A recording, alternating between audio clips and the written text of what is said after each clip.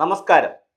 ജനങ്ങളുടെ പക്ഷത്ത് നിന്ന് ചിന്തിക്കുമ്പോൾ ശരിക്ക് നമ്മൾ വട്ടാവുകയാണ്, ഭ്രാന്താവുകയാണ് ഈ പൊളിറ്റിക്കൽ ലീഡർഷിപ്പിനെയൊക്കെ വിശ്വസിക്കേണ്ടി വരുന്നതിൽ.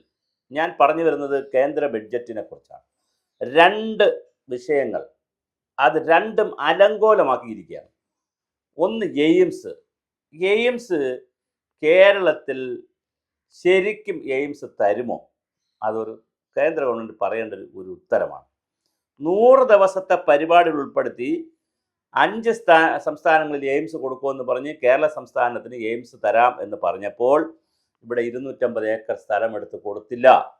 അപ്പോൾ കേരള ഗവൺമെൻറ് ഇതിനകത്ത് താല്പര്യമുണ്ടോ? അത് നമുക്ക് പരിശോധിക്കണം. ഇനി കേരളത്തിൽ നിന്ന് തന്നെ സ്ഥലമെടുത്ത് കൊടുത്തു എന്ന് പറയുന്നത്, ഇപ്പോൾ അവസാനമായി സ്ഥലം ഞങ്ങൾ തരാം എന്ന് കേരള ഗവൺമെൻറ് അയച്ചിരിക്കുന്ന കത്തിൽ 125 ഏക്കറേ ഉള്ളൂ. 250 ഏക്കർ വേണം മിനിമം എയിംസ് വരാൻ. കേരള സർക്കാരിൻ്റെ കയ്യിൽ 250 ഏക്കർ സ്ഥലം പല സ്ഥലങ്ങളിലും കിടപ്പുണ്ട്, അല്ലെങ്കിൽ എടുത്തു കൊടുക്കാൻ പറ്റും പൊന്നുമലയ്ക്കൊക്കെ. അങ്ങനെ കേരള സർക്കാർ എന്തുകൊണ്ട് 250 ഏക്കർ സ്ഥലം എടുത്ത് കൃത്യമായി കൊടുത്തിട്ട് ഞങ്ങളിതാ സ്ഥലം കൊടുത്തിട്ടുണ്ട്, ഞങ്ങൾ ഇന്ന ജില്ലയാണെന്ന് ഇതിൻ്റെ പക്കയായി എന്തുകൊണ്ട് കേരള സർക്കാർ പറയുന്നില്ല? ഒന്നാമത്തെ ചോദ്യം. ഇനി അങ്ങനെ കേരള സർക്കാർ പറഞ്ഞോ പറഞ്ഞില്ലയോ എന്നുള്ള കാര്യങ്ങളെ വളരെ കൃത്യമായി കേന്ദ്ര സർക്കാർ എന്തുകൊണ്ട് പറയുന്നില്ല? വേണമെങ്കിൽ കേന്ദ്ര സർക്കാരിന് ബഡ്ജറ്റിൽ ഇൻ പ്രിൻസിപ്പിൾ പറയാമല്ലോ, കേരളത്തിന് എയിംസ് അനുവദിച്ചിരിക്കുന്നു, കണ്ടീഷൻ പ്രൊവൈഡഡ് ദാറ്റ് അവർ സ്ഥലമെടുത്ത് തന്നാൽ അത് അതിനകത്ത് ഇംപ്ലൈഡ് അല്ലേ? അപ്പോൾ കേരളത്തിന് എയിംസ് അനുവദിച്ചിരിക്കുന്നു എന്ന് പറയാൻ പറ്റുന്നതാണ് ബഡ്ജറ്റിൽ. ഇനി ഇവിടുന്ന് സ്ഥലം എടുത്ത് കൊടുത്തില്ലേ വേണ്ട, പക്ഷെ അത് പറഞ്ഞില്ല. അത് മലയാളിയോട് ചെയ്ത വലിയ വഞ്ചനയും ചതിയുമാണ്. അതിന് 2 കാര്യങ്ങളാണ് പറയുന്നത്. ഒന്ന്, അങ്ങനെ കേരളത്തിനൊരു എയിംസ് കൊടുത്താലും കേരളീയർ BJPക്കൊന്നും അങ്ങനെ വലിയ വോട്ടൊന്നും ചെയ്യില്ല. അതുകൊണ്ട് കൊടുക്കാതിരുന്ന് പട്ടിണിക്കിട്ട് വരുതിക്ക് വരുത്തുക എന്നുള്ളൊരു തിയറിയുണ്ട്. 2 രീതിയിലാണ്. ഭക്ഷണം കൊടുത്ത് വരുതിക്ക് വരുത്തുന്ന ഒരു തിയറിയുണ്ട്, പട്ടിണിക്കിട്ടിട്ട് വരുതിക്ക് വരുത്തുന്ന രീതിയിൽ അയ്യോ തരുമോ എന്ന് പറഞ്ഞത്. അപ്പോൾ ഇതിപ്പോൾ നേരത്തെ വികസിത ഭാരതമെന്നും വികസിത കേരളം എന്നൊക്കെ പറഞ്ഞുകൊണ്ടിരുന്നതെടുത്ത് ഭക്ഷണം കൊടുത്തിട്ട് വരുതിക്ക് വരുത്തുക എന്നുള്ളതായിരുന്നു, വോട്ട് പിടിക്കുക എന്നുള്ളത്. ഇപ്പോൾ അത് മാറ്റി, ലൈൻ മാറ്റി പിടിക്കുന്നു, പട്ടിണിക്കിട്ടിട്ട് അവരെ വോട്ട് പിടിക്കുക എന്നുള്ളതാണ്. ഞങ്ങളെ കൂടെ വരിക, അപ്പോൾ നിങ്ങൾക്കുള്ള ഞങ്ങൾ തരാം.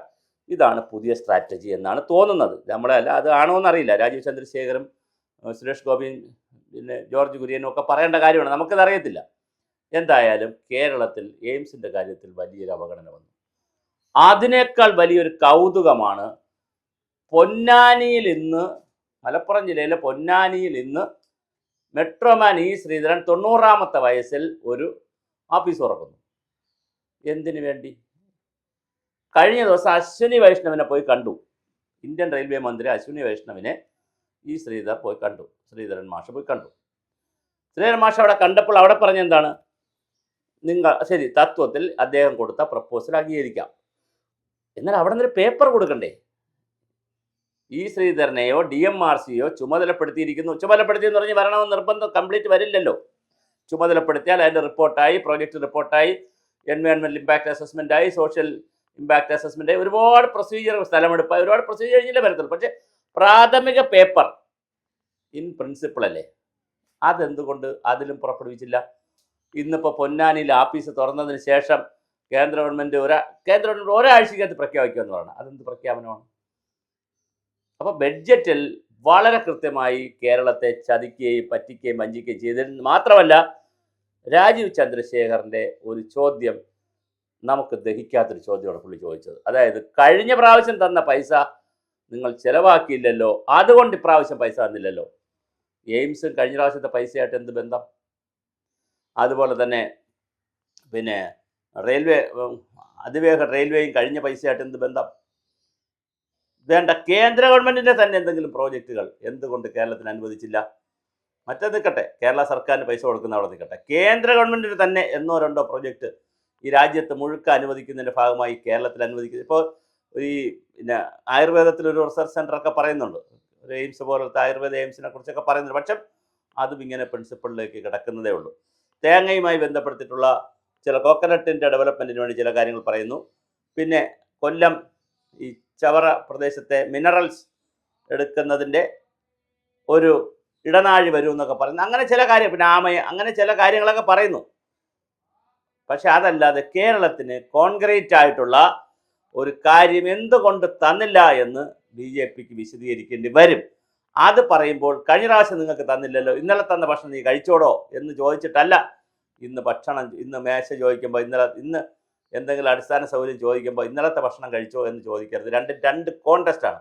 ഇന്നലെ ചെയ്ത് കൊടുത്തിട്ടുള്ള പദ്ധതികൾ നടപ്പിലാക്കിയിട്ടില്ലെങ്കിൽ 70 വയസ്സായ ആയുഷ്മാൻ ഭാരത് നടപ്പിലാക്കിയില്ല, ആരോഗ്യ ഭാരത് നടപ്പിലാക്കിയില്ല, അതുപോലെ തന്നെ പിന്നെ വേറെ പല പദ്ധതികളും നടപ്പിലാക്കിയില്ല, ജലജീവ മിഷൻ നടപ്പിലാക്കിയില്ല. ഇങ്ങനെ നടപ്പിലാക്കാത്തതുകൊണ്ട് ഞങ്ങൾ പുതിയ പദ്ധതി തന്നില്ല എന്ന് പറയുന്നതിനകത്തൊരു ഇല്ലോജിക്കില്ലേ, അല്ലെങ്കിൽ ഒരു ലോജിക്കില്ലായ്മയില്ലേ എന്ന് കൃത്യമായി രാജീവ് ചന്ദ്രശേഖർ BJPയും അത് വിലയിരുത്തണം. അടിയന്തരമായി കേന്ദ്ര ഗവൺമെൻറ്റിനോട് പറഞ്ഞുകൊണ്ട് ഇതെന്തെങ്കിലും ഒരു പാക്കേജ് കേരളത്തിന് അവതരിപ്പിക്കണം. ഇപ്പോൾ ചൂരൽമലയിൽ ചില വിഷയങ്ങളുണ്ടായിരുന്നു, അവിടത്തേക്കൊരു പാക്കേജ് അനുവദിക്കാം. ഫിഷർമാൻ പാക്കേജ് അനുവദിക്കാം. ഇപ്പോൾ ജോർജ് കുര്യൻ ഫിഷർമാൻമാരുടെ മന്ത്രിയും കൂടെ അല്ലേ, അത് കേരളത്തിൻ്റെ ഫിഷർമാൻമാർക്ക് ഒരു പാക്കേജ് അനുവദിക്കാം. അങ്ങനെ എന്തെല്ലാം കാര്യങ്ങൾ അനുവദിക്കാം മനുഷ്യന് വേണ്ടി. അപ്പോൾ അത് മനുഷ്യർക്കല്ലേ കിട്ടുന്നത്, CPMനല്ലല്ലോ കിട്ടുന്നത്, കേരളത്തിലെ ജനങ്ങൾക്കല്ലേ കിട്ടുന്നത്. ആ ജനങ്ങൾ അങ്ങനെ കിട്ടിയാൽ അവർ വോട്ട് ചെയ്താലോ? അപ്പോൾ തീർച്ചയായിട്ടും പട്ടിണിക്കിട്ട് വോട്ട് പിടിക്കാം എന്ന് പറഞ്ഞാൽ BJP തോറ്റുപോകും. എത്ര പട്ടിണി കിടന്നാലും വോട്ട് ചെയ്യണമെന്ന് നിർബന്ധമില്ല. അത് അങ്ങനെയും ഒരു തിയറി ഉണ്ട്.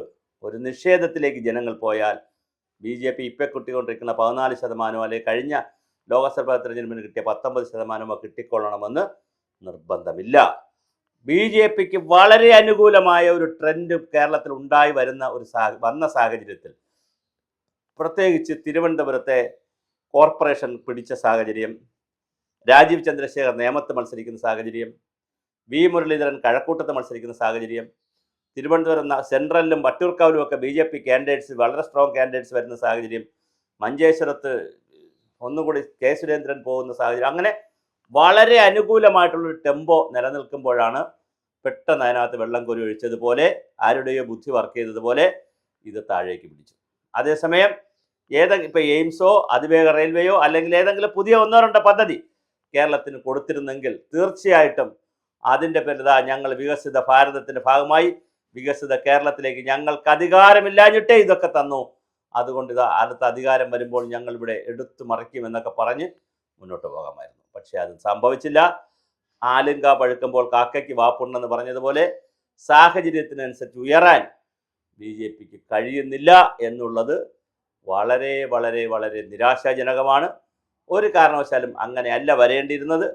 BJP വളരെ കൃത്യമായി രാജീവ് ചന്ദ്രശേഖരും സുരേഷ് ഗോപിയും ജോർജ് കുര്യനും ഒക്കെ ഉള്ളതുകൊണ്ട്, അബ്ദുള്ള കുട്ടിയും ഇവരെല്ലാം ദേശീയ തലത്തിൽ സ്വാധീനമുള്ളവരാണ്. V മുരളീധരൻ ഇത്രയും പേരിവിടെ ഉള്ളതുകൊണ്ട് കൃത്യമായി അതിലൊക്കെ കുമ്മനം രാജശേഖരൻ മുൻ ഗവർണറൊക്കെയാണ്. അപ്പോൾ കുറേ സ്വാധീനമുണ്ട് ഡൽഹിയിൽ. ഈ ബന്ധങ്ങൾ ഉപയോഗിച്ചുകൊണ്ട് വളരെ കൃത്യമായ ചില കാര്യങ്ങൾ കേരളത്തിൽ ചെയ്യേണ്ടിയിരുന്നു.